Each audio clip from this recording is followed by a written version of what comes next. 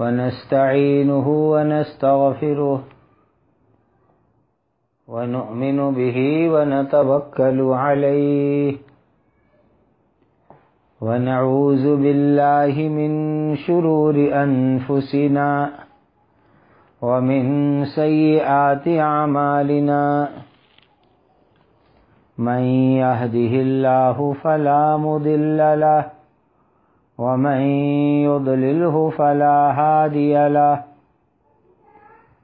وأشهد أن لا إله إلا الله وحده لا شريك له وأشهد أن سيدنا وشفيعنا ومولانا محمدا عبده ورسوله صلوات الله تبارك وتعالى عليه وعلى آله وأصحابه وذرياته وأهل بيته وأهل طاعته وبارك وسلم تسليما كثيرا كثيرا أما بعد فأعوذ بالله من الشيطان الرجيم بسم الله الرحمن الرحيم يا أيها الذين آمنوا اتقوا الله وقولوا قولا سديدا يصلح لكم أعمالكم ويغفر لكم ذنوبكم ومن يطع الله ورسوله فقد فاز فوزا عظيما صدق الله مولانا العظيم وقال النبي صلى الله عليه وسلم إن أعظم النكاح بركة أيسره مؤونة أو كما قال عليه الصلاة والسلام. یہ اصلاح معاشرہ کے پروگرام کا مبارک سلسلہ ہے. اللہ تعالیٰ اپنے کرم اور فضل سے اس کو بے انتہا قبول فرماوے.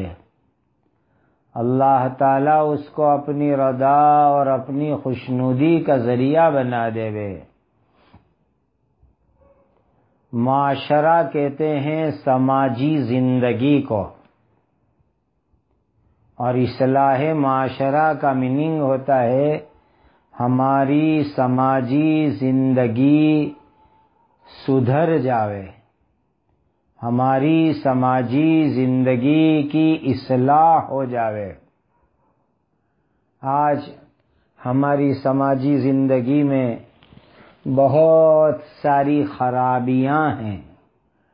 وہ تمام برائیاں خرابیاں ختم ہو جاوے اور ہمارا سماجی زندگی اسلامی ہو جاوے. اسی کا نام ہے اصلاح معاشرہ. اصلاح معاشرہ کی بنیاد دو چیزوں کے اوپر ہے. سب سے اہم چیز جو اصلاح معاشرہ میں پائے کی ہے، بنیاد کی ہے، وہ دو باتیں ہیں. نمبر ایک حیا اور شرم، اور دوسری چیز ہے سادگی. اسلامی معاشرہ، اسلامی سماجی زندگی، اس کے اندر یہ دونوں باتیں بہت امپورٹنٹ ہیں. بلکہ اسلامی معاشرہ، اسلامک سماجک زندگی، اس کی بنیاد، اس کا فاؤنڈیشن، اس کا پایا ان دونوں چیز کے اوپر ہے. پہلی بات تو یہ ہے کہ حیا اور شرم ہو، اور دوسری بات ہے کہ سادگی ہو. حضرت نبی کریم صلی اللہ علیہ وسلم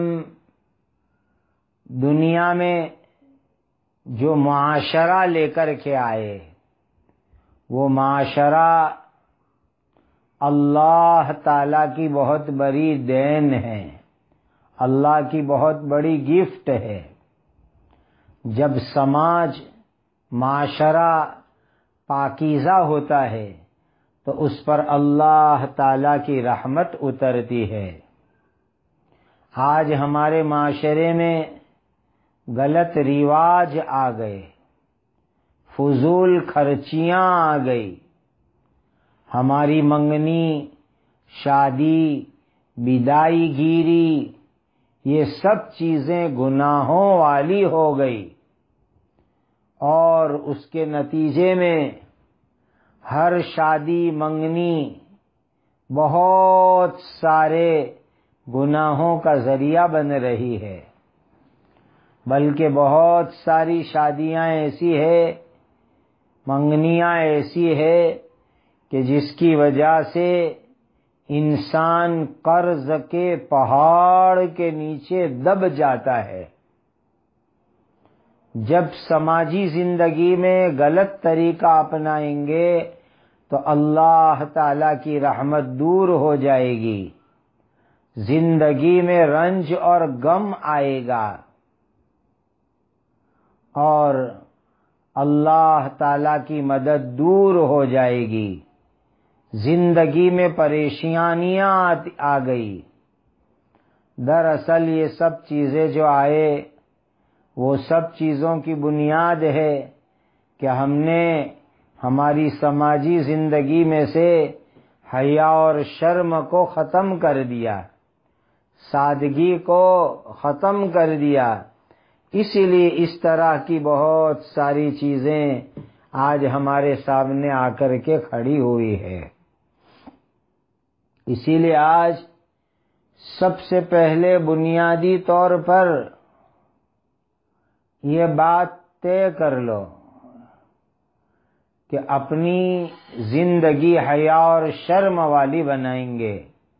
حضرت نبی کریم صلی اللہ علیہ وسلم نے فرمایا، اذا فاتک الحیاء فافعل ما شئت، کہ جب حیا ہی ختم ہو جاتی ہے تو آدمی آزاد ہو جاتا ہے، آوارہ بن جاتا ہے، جو چاہے وہ کرنے لگ جاتا ہے۔ اسی لیے اپنی زندگی میں حیا اور شرم پیدا کرو۔ دوسری چیز سادگی پیدا کرو۔ آج کل جس مندی کے حالات ہے، منی کرائسس کے حالات ہے، پوری دنیا کے اندر مندی اور کاروبار ٹھپ ہو چکے ہیں، ایسے حالات میں اگر انسان پیسوں کی بچت نہیں کرے گا تو اللہ بچا کے رکھے، آگے چل کر کے نعوذ باللہ بھکاری بن سکتا ہے۔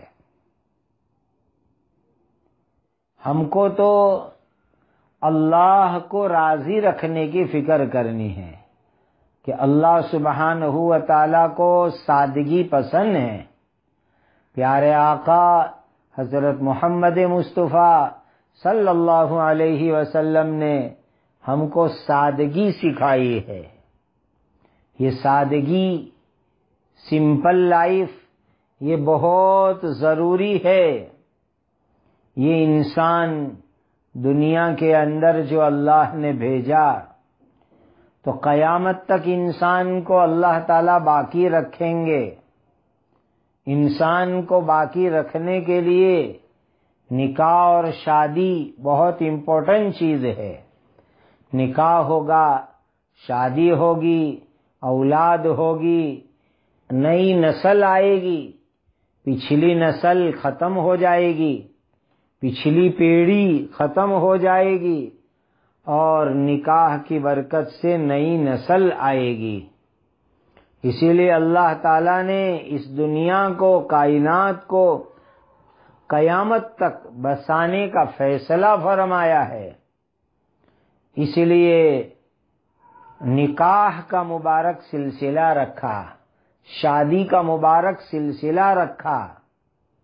یہ نکاح اور شادی دو افراد کے آپس کے تعلق کا نام نہیں ہے کہ 2 پرسن، 2 ویکتی ایک مرد ایک عورت آپس میں تعلق کر لے، کنیکشن کر لے، اس کا نام نکاح اور شادی نہیں ہے، بلکہ نکاح اور شادی ہے دو خاندان، دو فیملی آپس کے اندر کنیکشن میں آوے، کانٹیکٹ میں آوے، تعلق میں آوے، اور اس کے نتیجے میں دو فیملی کے کانٹیکٹ کی برکت سے سماج کے اندر شادی کی برکت سے ان کی عزت زیادہ ہو، اولاد آوے، پھر اولاد کی تربیت کرے، اور پھر ایک نیا خاندان وجود کے اندر آئے۔ آج دنیا میں لوگ یہ سمجھ رہے ہیں کہ یہ نکاح کرنا، شادی کرنا صرف دو ویکتی، ایک مرد ایک عورت، 2 پرسن، دو افراد کا آپس کا معاملہ ہے۔ یہ بالکل غلط ہے، بالکل غلط ہے، بالکل غلط ہے۔ نکاح اور شادی یہ دو فیملی، دو خاندان، دو کٹمب کے درمیان کے اندر پیدا ہونے والا ایک بہترین رشتہ ہے۔ اسی لیے اللہ تعالیٰ نے قرآن مجید کے اندر فرمایا وَالَّذِي خَلَقَ مِنَ الْمَاءِ بَشَرًا فَجَعَلَهُ نَسَبًا وَصِهْرًا، اسی اللہ تعالیٰ نے تم کو منی کے ناپاک قطرے سے پیدا کیا، ویریہ سے پیدا کیا، پھر اللہ تعالیٰ نے تمہارے لیے نسب، خاندان، فیملی بنائی، اور تمہارے لیے سسرالی رشتہ بھی بنایا۔ اسی لیے سسرالی رشتہ بھی کتنی بڑی نعمت ہے۔ آج لوگوں کو پوچھتے ہیں کہاں گئے تھے تو کہتے ہیں جنت نگر جا کے آیا ہے۔ سسرال کو لوگ جنت نگر بولتے ہیں، اور سالے جو ہوتے ہیں وہ اپنے بہنوئی کو بھائی جان بولتے ہیں، اور ساس اماں، سسر ابا، کتنے پیارے رشتے وجود میں آتے ہیں۔ یہ سب نکاح اور شادی کی برکت ہے۔ اسی لیے نکاح دو فیملی، دو خاندان، دو کٹمب، اس کے درمیان میں جو تعلق اور کانٹیکٹ ہوتا ہے اس کو نکاح کہا جاتا ہے۔ اسی لیے اس کو دو آدمی، دو انسان کے بیچ کا رشتہ مت سمجھو، یہ تھیوری غلط ہے۔ جو لوگ یوں سمجھتے ہیں کہ یہ دو انسان کا رشتہ ہے، اس میں کسی کو سر مارنے کی اجازت نہیں، کسی کو بیچ میں پیر مارنے کی ضرورت نہیں، وہ غلط سوچ رہے ہیں۔ ایک لڑکا سوچے، ایک لڑکی سوچے کہ ہم دونوں آپس کے اندر اپنا انگیجمنٹ کر لے وے، اپنا رشتہ طے کر لے وے، ہم آپس میں ایک دوسرے کو پسند کر لے وے، بس ہماری چوائس کافی ہے، ماں باپ کو، فیملی کو، خاندان کو انوالو کرنے کی کوئی ضرورت نہیں ہے، ان کو بلانے کی کوئی ضرورت نہیں ہے۔ یہ بہت غلط بات سوچتے ہیں، بہت غلط چیز سوچتے ہیں۔ دیکھو، نکاح کے بغیر، شادی کے بغیر جو تعلق ہوگا وہ غلط تعلق ہوگا، حرام تعلق ہوگا۔ آج فرینڈ شپ کے نام کے اوپر کہ بوائے فرینڈ رکھو، گرل فرینڈ رکھو، اس کے نام کے اوپر زنا ہو رہا ہے، حرام کاریاں ہو رہی ہے، ناجائز تعلقات ہو رہے ہیں۔ یہ سب چیزیں ہماری شریعت کے اندر حرام ہیں۔ پیارے آقا تاجدار مدینہ حضرت محمد مصطفیٰ صلی اللہ علیہ وسلم کی پیاری پیاری حدیث سنو۔ ارشاد فرمایا کہ یہ دونوں آنکھیں زنا کرتی ہے، اور آنکھ کا زنا یہ ہے کہ نامحرم پرائی عورت کو دیکھنا۔ کان زنا کرتے ہیں، اور کان کا زنا یہ ہے کہ پرائی عورت، غیر محرم عورت کی باتیں سننا، چاہے ڈائریکٹ سنے، چاہے فون کے اوپر سنے، کسی طرح بھی سنے، یہ کان کا زنا ہوگا۔ فرمایا زبان زنا کرتی ہے اور اس کا زنا یہ ہے کہ نامحرم پرائی عورت سے باتیں کرنا۔ ہاتھ زنا کرتے ہیں اور ان کا زنا ہے نامحرم کو ٹچ کرنا، ہاتھ لگانا، پرائی عورت کو چھونا، ہاتھ لگانا، یہ ہاتھ کا زنا ہے۔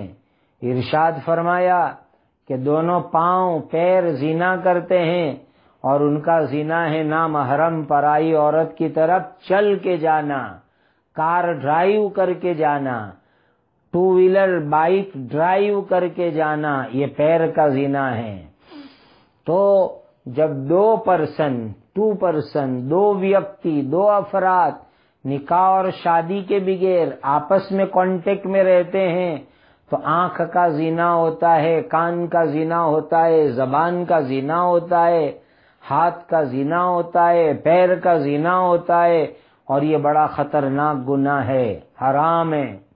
ایک حدیث میں پیارے آقا حضرت محمد مصطفیٰ صلی اللہ علیہ وسلم نے پوچھا کہ جو شخص کسی عورت کی خوبصورتی کو شہوت کی نظر سے دیکھے، خوبصورتی والی جگہ، چہرہ ہے، ہاتھ ہے، باڈی ہے، اس کو شہوت سے، گندی نیت سے نظر ڈالے تو اس کی دونوں آنکھوں میں قیامت کے دن پگھلا ہوا سیسا ڈالا جائے گا۔ شیشو گجراتی میں بولتے ہیں، اردو میں سیسا بولتے ہیں۔ یہ بھی ایک دھاتو ہوتی ہے لوکھنڈ کی طرح کا، وہ پگھلا کر کے آنکھ میں اللہ تعالیٰ ڈالیں گے اگر کسی پرائی عورت کی خوبصورت چیز کو دیکھا تو۔ ایک حدیث میں ارشاد فرمایا کہ دھیان سے سنو، اللہ تعالیٰ لعنت فرماتے ہیں اس مرد کے اوپر جو نامحرم عورت کو دیکھتا ہے، اور اس عورت پر بھی اللہ کی لعنت ہے جو نامحرم مردوں کے سامنے نمائش کرے، ان کو اپنا بدن دکھلاوے، ان کے لیے اللہ کی طرف سے لعنت ہے۔ لعنت کا میننگ ہے اللہ کی رحمت سے وہ دور ہے، اللہ کی رحمت سے محروم ہے، اور جو اللہ کی رحمت سے محروم ہو جاوے وہ بڑا بدنصیب ہے اور ان کے لیے بڑی شقاوت اور بدبختی ہے۔ ایک حدیث میں نبی کریم صلی اللہ علیہ وسلم نے فرمایا کوئی مرد جب کسی عورت کے ساتھ تنہائی میں ہو، ایکانت میں ہو، پرائیوینسی میں ہو، تو وہاں ان دونوں کے ساتھ تیسرے نمبر پر شیطان ہوا کرتا ہے، اور شیطان انسان کو گناہ کے اندر پھنسا دیتا ہے۔ حضرت نبی کریم صلی اللہ علیہ وسلم کے خاص خادم حضرت انس رضی اللہ تعالیٰ عنہ، جنہوں نے 10 سال تک اللہ کے نبی صلی اللہ علیہ وسلم کے گھر میں خدمت کی، حضرت انس فرماتے ہیں کہ جب میں بالغ ہونے آیا تو جب میں بالغ ہوا تو میں نے نبی کریم صلی اللہ علیہ وسلم کو آ کر کے خبر دی، اطلاع دی میں نے حضور کو، تو آپ صلی اللہ علیہ وسلم نے فرمایا کہ آج سے تم گھر میں عورتوں کے پاس مت جانا، اب تم بالغ ہو گئے، اب تم گھر کے اندر مت جانا۔ یہ نبی کریم صلی اللہ علیہ وسلم نے ان کو فرما دیا۔ آج تو محلے کے لڑکے بے دھڑک ایک دوسروں کے گھروں کے اندر چلے جاتے ہیں، یہ غلط ہے، شریعت میں حرام ہے۔ جب بچے بالغ ہو جاوے تو اب ان کو گھر میں آنے مت دو، بلکہ بچے 10-12 سال کے ہو جائے، سمجھدار ہو جائے، عورتوں کی سب چیزوں کو سمجھنے لگے، تب سے ان سے پردہ کرنا ضروری ہو جاتا ہے۔ آج کا زمانہ تو ایسا آ گیا کہ پہلے 10, 12, 15 سال کی عمر کے بعد لڑکے بالغ ہوتے تھے اور چیزوں کو سمجھتے ہوتے تھے، اب تو ایک بزرگ فرماتے ہیں کہ سب بالغ ہو کے ہی پیدا ہوتے ہیں۔ اللہ اکبر، کیسا خطرناک زمانہ آ گیا۔ حضرت انس رضی اللہ تعالیٰ عنہ بہت نیک تھے، بہت پاک تھے، اور حضرت نبی پاک صلی اللہ علیہ وسلم کی پاک بیویاں، امت کی مائیں، یہ پوری امت کے اندر پاکیزہ اور افضل عورتیں تھیں۔ اس کے باوجود نبی کریم صلی اللہ علیہ وسلم نے ان کو گھر میں آنے کی پابندی لگا دی کہ اب تم بالغ ہو گئے، تم گھر کے اندر نہیں آ سکتے۔ حضرت داؤد علیہ السلام نے اپنے بیٹے حضرت سلیمان علیہ السلام کو فرمایا، نصیحت کرنے والے ابا اللہ کے نبی، جن کو نصیحت کر رہے ہیں وہ بیٹے، وہ اللہ کے نبی، فرمایا بیٹا شیر اور سانپ کے پیچھے چلے جانا، لیکن پرائی عورت کے پیچھے کبھی نہ جانا۔ کیوں؟ اس لیے کہ یہ پرائی عورت تم کو فتنے میں ڈالے گی۔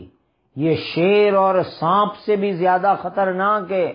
شیر اور سانپ انسان کی دنیا کی زندگی کو برباد کرتے ہیں، اور یہ پرائی غیر محرم عورت کے پیچھے چلے تو تمہاری آخرت کو برباد کر دے گی۔ حضرت یحییٰ علی نبینا وعلیہ الصلاۃ والسلام سے کسی نے پوچھا کہ زنا کہاں سے شروع ہوتا ہے، زنا کا بگننگ کہاں سے ہوتا ہے، زنا کی شروعات کہاں سے ہوتی ہے؟ تو حضرت یحییٰ علیہ السلام نے فرمایا کہ نامحرم عورت کو دیکھنے سے اور ان کی لالچ کرنے سے۔ جب کوئی آدمی نامحرم عورت کو دیکھتا ہے، نامحرم عورت کی لالچ کرتا ہے، تو بس یہاں سے زنا کی شروعات ہوتی ہے، حرام کام کی شروعات ہوتی ہے۔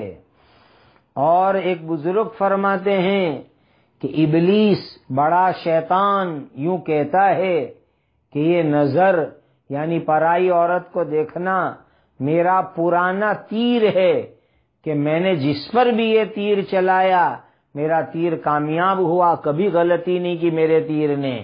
اسی لیے اپنی نظروں کو کنٹرول میں رکھو، نظروں کو قابو میں رکھو، پرائی عورتوں کو دیکھتے مت بیٹھو، سامنے آمنے بھی پرائی عورتوں کو بلا مت دیکھو، اور موبائل پر، نیٹ پر اور اخبار میں ہارڈنگز اور بورڈ اور ایڈورٹائز میں وہاں بھی پرائی عورتوں کو مت دیکھو۔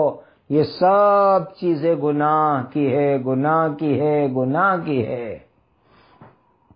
حضرت نبی کریم صلی اللہ علیہ وسلم نے ایک مرتبہ اپنی پیاری بیٹی، جنت کی عورتوں کی سردار حضرت فاطمہ زہرا رضی اللہ تعالی عنہا کو پوچھا کہ عورت کے لیے سب سے بڑی خوبی کی بات کیا ہے؟ عجیب سوال، سوال کرنے والے کون؟ تمام نبیوں کے سردار حضرت نبی پاک صلی اللہ علیہ وسلم، حضرت محمد الرسول اللہ صلی اللہ علیہ وسلم۔ اور سوال کس کو کیا؟ حضور نے اپنی پاک بیٹی، نیک بیٹی، جنت کی عورتوں کی سردار حضرت فاطمہ زہرا رضی اللہ تعالی عنہا کو پوچھا، بیٹی عورت کے لیے سب سے بڑی خوبی کی بات کیا ہے؟ حضرت فاطمہ نے عرض کیا کہ عورت کسی مرد کو نہ دیکھے اور کوئی اجنبی اور مرد عورت کو نہ دیکھے۔ کتنا شارٹ اینڈ سویٹ جواب دیا، کتنا پیارا، کتنا میٹھا، کتنا چھوٹا، کتنا بڑا جواب دیا، سائز میں چھوٹا لیکن امپورٹنٹ کتنا بڑا جواب دیا کہ عورت کی خوبی یہ ہے، عورت کا کمال یہ ہے کہ عورت کسی پرائے مرد کو نہ دیکھے اور کوئی پرایا مرد اس عورت کو نہ دیکھے۔ حضرت نبی کریم صلی اللہ علیہ وسلم کو اپنی بیٹی کا یہ جواب بہت پسند آیا، بہت پسند آیا، اتنا پسند آیا کہ حضور نے اپنی بیٹی حضرت فاطمہ کو اپنے سینے سے لگا لیا اور فرمایا کہ اولاد ایک ایک سے ہیں، یعنی باپ کا اثر اولاد میں بھی آتا ہے، یعنی تمہارا باپ، تمہارے ابا نبیوں کے سردار حضرت محمد مصطفیٰ صلی اللہ علیہ وسلم جب اتنے نیک تو ان کی بیٹی کا جواب بھی اتنا نیک ہوگا۔ سبحان اللہ، یہ بہت بڑی خوبی کی بات ہمیشہ یاد رکھ لو کہ کوئی عورت کسی مرد کو نہ دیکھے اور کوئی عورت کسی مرد کو نہ دیکھے۔ سبحان اللہ، کتنی بڑی خوبی کی بات ہو گئی۔ صحابہ کرام اپنے گھر کی دیوار کے جو سوراخ ہوتے ہیں، چھوٹے چھوٹے کانے ہوتے ہیں، وہ بھی بند کر دیتے تھے تاکہ عورتیں باہر مردوں کو جھانک کر کے بھی نہ دیکھے۔ اب تو عورتیں باقاعدہ باہر بیٹھتی ہے، برآمدے میں نکلتی ہے، گیلری میں نکلتی ہے، اور جو ہے فلیٹ میں باہر نکلتی ہے پرائے مردوں کو دیکھنے کے واسطے۔ عجیب و غریب بات۔ ایک عجیب حدیث سنو، حضرت نبی کریم صلی اللہ علیہ وسلم نے فرمایا 3 انسان کبھی جنت میں نہیں جائیں گے، 3 انسان کبھی جنت میں نہیں جائیں گے، یعنی 3 طرح کے، 3 ٹائپ کے، 3 قسم کے انسان کبھی جنت میں نہیں جائیں گے۔ نمبر 1 دیوس، نمبر 2 مردوں جیسی شکل بنانے والی عورتیں۔ دھیان سے سنو، جو عورتیں مردوں جیسی شکل بناوے، مردوں کی سٹائل کے کپڑے پہنے، مردوں کی سٹائل کی ہیئر سٹائل کرے، مردوں کی سٹائل کے اندر لائف اپنی بنا لے، ایسے کبھی جنت میں نہیں جائے گی۔ اور نمبر 3 ہمیشہ شراب پینے والا۔ اب یہ 3 آدمی کے بارے میں حضرت نبی کریم صلی اللہ علیہ وسلم نے فرمایا یہ تینوں کبھی جنت میں نہیں جائیں گے۔ دیوس، مردوں جیسی شکل بنانے والی عورتیں۔ آج دونوں طرح کے لوگ ڈینجر دنیا میں موجود ہیں۔ بہت سی عورتیں مردوں جیسے کپڑے پہنتی ہے، مردوں جیسے بال رکھتی ہے، مردوں کی طرح جو ہے چال ڈال کرتی ہے، تو بہت سے مردوں کو بھی عورت بننے کا شوق ہوتا ہے۔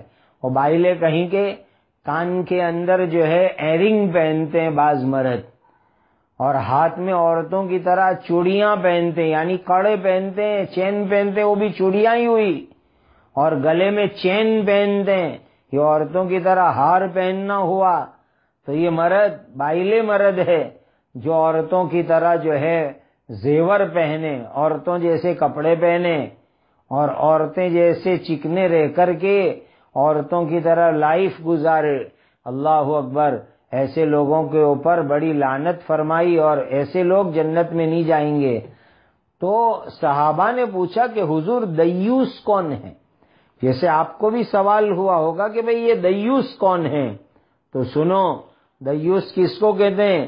حضرت نبی کریم صلی اللہ علیہ وسلم نے فرمایا کہ جو آدمی کوئی پرواہ نہ رکھے، کوئی خیال نہ رکھے، کوئی دھیان نہ رکھے کہ اس کے گھر کی عورتوں کے پاس کون آتا جاتا ہے، اس کی گھر کی عورتوں کے پاس کون آتا جاتا ہے، اس کا دھیان نہ رکھے، اس کو کہا جاتا ہے دیوس آدمی، دیوس۔ آج کتنے مرد ہے کہ یہ دھیان رکھتے ہیں کہ ہمارے گھر میں بیٹی کے پاس، بہن کے پاس، بیوی کے پاس، ماں کے پاس کون آتا ہے، کون جاتا ہے، کوئی پرواہ نہیں، کوئی بھی آوے کوئی بھی جاوے۔ ارے یہ کوئی ریسٹورنٹ ہے، یہ کوئی چائے کی لاری ہے، یہ کوئی فاسٹ فوڈ کی لاری ہے کہ کوئی بھی آوے کوئی بھی جاوے؟ ایسے آدمی کو دیوس کہا جاتا ہے، اور ایسے دیوس آدمی کبھی جنت کے اندر نہیں جائیں گے۔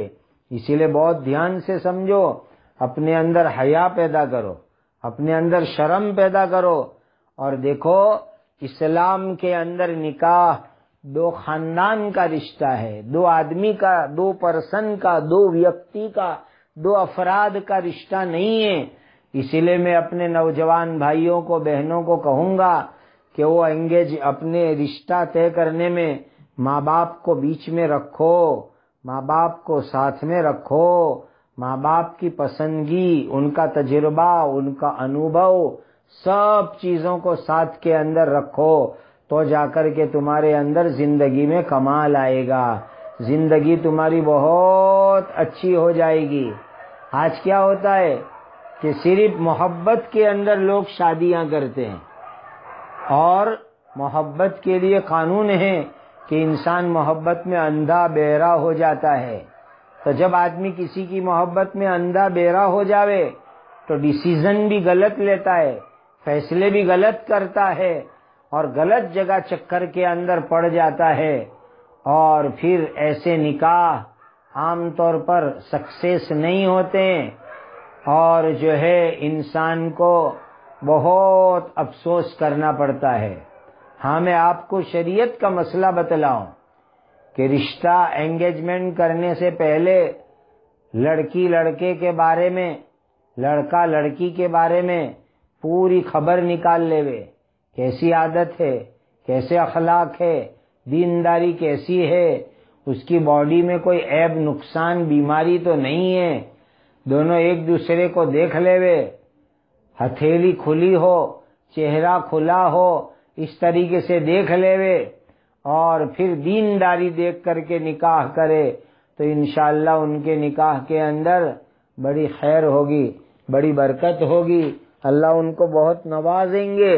تو پہلی چیز اچھی طرح دھیان میں رکھو، ہمارا اسلام یہ ہم کو سکھاتا ہے کہ نکاح یہ سماجی زندگی حیا اور شرم والی ہو۔ حیا اور شرم یہ ہماری سماج کی، ہماری اسلامی سماج کی، اسلامی معاشرے کی سب سے بڑی بنیادی چیز ہے۔ اور دوسری چیز ہے سادگی، سمپل۔ دیکھو منگنی، انگیجمنٹ ایک دم سمپل کرو کہ بس نکاح کا وعدہ ہو گیا، بس اتنا کافی ہے۔ لوگ آج سمجھتے ہیں کہ منگنی ہاف میرج ہے، یہ غلط ہے۔ کس نے بتلایا کہ منگنی ہاف میرج ہے؟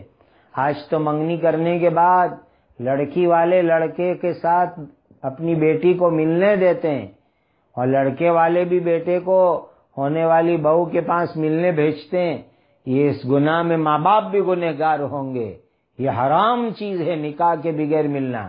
جب تک نکاح نہ ہوئے دونوں پرائے ہیں، اجنبی ہے، پارکے کہلائیں گے۔ اسی لیے منگنی کے بعد کوئی جو ہے آدھا نکاح نہیں ہو جاتا، یہ غلط چیز لوگوں میں مشہور ہے۔ میں آج کل لوگوں کو مشورہ دیتا ہوں کہ بھائی انگیجمنٹ سادہ سیدھا کر کے صرف چاہے تو نکاح پڑھا دو، تاکہ دونوں کے لیے فون پر بات کرنا حلال ہو جاوے، اور رخصتی پھر 1 برس بعد 2 برس بعد اپنے ٹائم کے مطابق کرنا، جب کرنا ہو تب۔ اللہ کے نبی صلی اللہ علیہ وسلم کی زندگی میں بھی ایسا ہوا۔ حضور پاک صلی اللہ علیہ وسلم کی ماں عائشہ سے شادی ہوئی تو تقریباً 2.5 برس سے زیادہ زمانہ گزرا، 2.25 برس کے بعد حضور کی رخصتی ہوئی۔ تو یہ حدیث سے ثابت چیز ہے۔ تو انگیجمنٹ منگنی کے بجائے سیدھا سادہ نکاح کر دو، پھر 2.5-3 برس کے بعد رخصتی کرنا، تو پھر اس صورت میں دونوں کا بات چیت کرنا، دونوں کا فون پر کانٹیکٹ میں رہنا، موبائل پر چیٹ کرنا، نیٹ پر چیٹ سب حلال ہو جاوے، جائز ہو جاوے۔ ورنہ منگنی کے بعد حلال نہیں ہوتا ہے۔ منگنی کوئی ہاف میرج نہیں ہے، وہ لڑکی لڑکے کے لیے، لڑکا لڑکی کے لیے منگنی کے بعد بھی پارکے ہی رہتے ہیں، پرائی رہتے ہیں، اجنبی رہتے ہیں۔ یہ بالکل جو ہے پھر اس کے بعد آزادی ان کو نہیں دی جا سکتی۔ تو ایک ہے حیا اور شرم، اور دوسری چیز ہے سادگی لاؤ۔ نکاح میں، منگنی میں، ہر چیز میں سادگی لاؤ، سمپل۔ میں آپ کو کہتا ہوں کہ مالدار سے مالدار آدمی، غریب سے غریب آدمی، اور مڈل کلاس مدھیم ورگ کے آدمی، وہ سب سادگی کے مطابق جو ہے منگنی کرے، انگیجمنٹ کرے، نکاح کرے، رخصتی کرے، بدائی گیری کرے، سب سمپل ہو۔ میں تو آپ کو یوں کہتا ہوں کہ اگر آپ سب چیزیں سمپل کرو گے تو اللہ راضی ہوں گے، پیارے آقا حضرت محمد مصطفیٰ صلی اللہ علیہ وسلم راضی ہو جائیں گے، خوش ہو جائیں گے۔ اور دوسرا بڑا فائدہ یہ ہے کہ خرچہ بچ جائے گا، پیسے بچ جائیں گے، دولت بچ جائے گی۔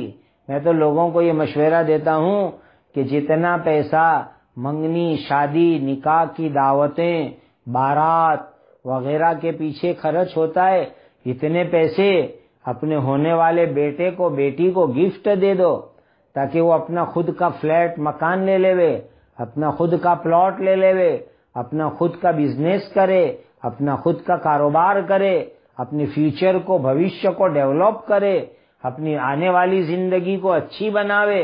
ایسے کام کرو تو انشاءاللہ آپ کو لمبے زمانے تک ثواب ملے گا۔ آدمی اپنی اولاد کو بھی جو پیسے دیتا ہے اس پر بھی اچھی نیت ہوگی تو اللہ صدقہ کرنے کا ثواب عطا کریں گے۔ اپنی اولاد کو جو پیسے دے گئے وہ اچھی نیت سے دو تو اس پر بھی صدقہ کرنے کا ثواب ملے گا۔ اسی لیے یہ دو امپورٹنٹ بات سمجھ لو کہ پورا اسلامی معاشرہ، اسلامی سماجی زندگی، اس کا فاؤنڈیشن، اس کے پائے دو چیزیں ہیں، نمبر ایک حیا اور شرم، اور دوسرا سادگی والی زندگی۔ بس اس کو عام کرو۔ اللہ تعالیٰ آپ کو، مجھ کو ان دونوں چیزوں کو اپنانے کی توفیق اور سعادت عطا فرمائیں۔